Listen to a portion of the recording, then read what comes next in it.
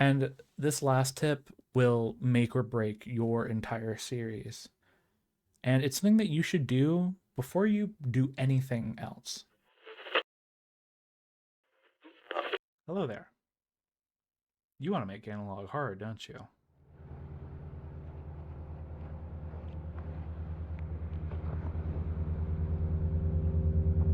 I'm going to go ahead and get into our first tip, which is to embrace imperfections. Analog formats inherently come with imperfections such as static, distortions, and glitches. I advise that you embrace these imperfections and use them to your advantage. You can easily use them to create an eerie and unsettling atmosphere. Experiment with some different editing styles. Just be careful not to be too heavy-handed with some of these effects, as some people can be sensitive to these types of visuals. The next tip, focus on atmosphere. Atmosphere is crucial in horror storytelling. Utilize dim lighting, eerie soundscapes, and grainy visuals to immerse your audience in an atmosphere that forces them to suspend their disbelief. The further detached they become to the reality that they actually are in, and the more absorbed into the world that you're creating they are, the more willing they are going to be to accept whatever you offer them. Which also leads into my next point.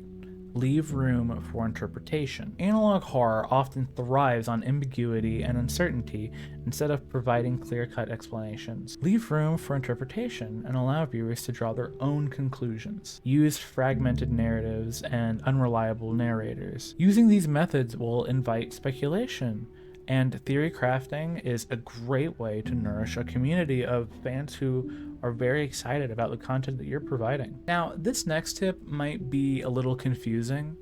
Mess up. I know what you're thinking. Mess up, isn't that like bad? And yes, technically, it's bad to make mistakes, but as a wise old homeless man once told me, don't listen to the shadows. They whisper secrets of those forgotten.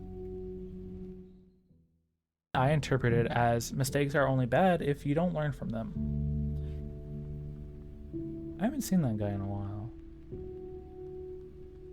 Anyways, yeah, try stuff. I'm confident people will let you know if whatever you tried worked or not, and that's okay. Never be too afraid to try anything different. Try incorporating some found footage elements. Found footage horror is a predecessor to analog horror, and using some elements of it is a good callback to older media and also creates a sense of legitimacy in the world that you're creating. It makes it seem more believable once real people are involved and shown. The next tip is to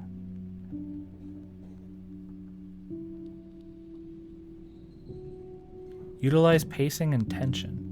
Masterful pacing is essential in building tension and suspense. Use slow burns and moments of quiet unease to keep your audience on edge. Experiment with different pacing techniques, such as extended periods of silence, and dark scenes that leave the viewer rapidly scanning their screen, searching for something that just isn't there. And this last tip will make or break your entire series.